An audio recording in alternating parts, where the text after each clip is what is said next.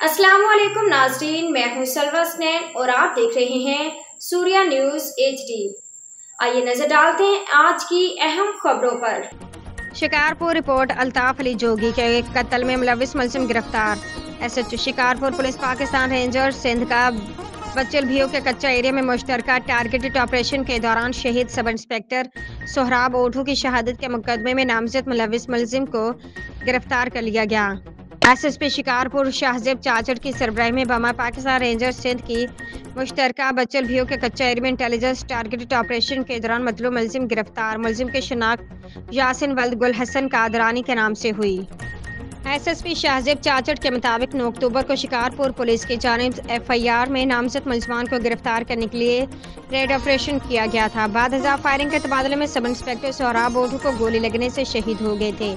शहीद का मुकदमा थाना चक पर दर्ज करके मुलविस मुलजमान की जल्द अज जल्द गिरफ्तारी के लिए ऑपरेशन का आगाज कर दिया था और मुख्तलिफ इलाकों में टारगेटेड ऑपरेशन भी किए गए। पुलिस ऐसे मुजरमान को कैफर किरदार तक पहुँचाने में कसर बाकी न छोड़ेगी।